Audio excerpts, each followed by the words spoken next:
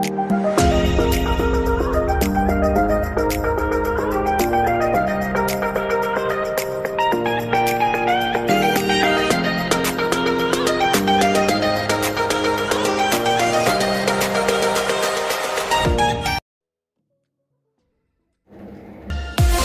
what's up guys?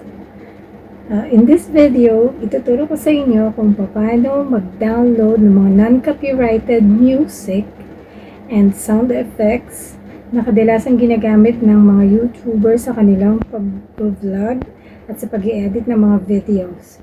Katulad ng mga ito. A few moments later. Ginagawa mo!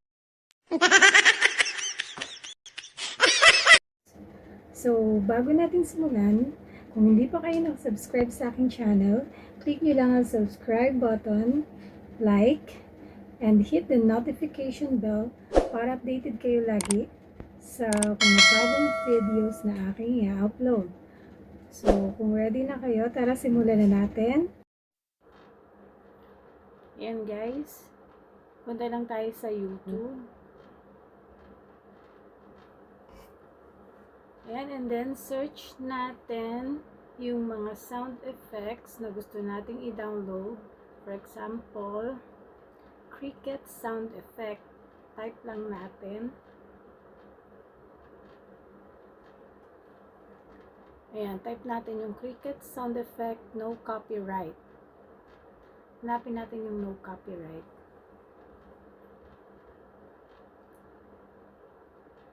Ayan. Type lang natin siya.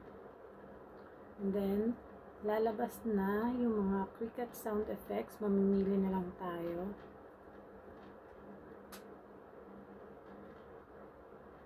And then, click natin yung share. And then, copy link. And then, exit muna tayo sa YouTube.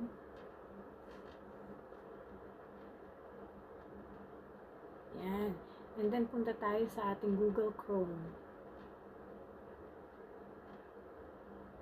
Pagdating sa Google Chrome, type naman natin yung MP3 Converter app. MP3 Converter app. And then, mapupunta tayo sa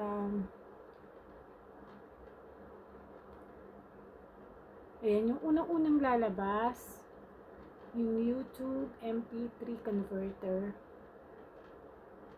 Yan ang i-click natin. And then, dito na tayo sa YT MP3. Tapos, i-paste natin yung link na kinuha natin sa YouTube. And then, download.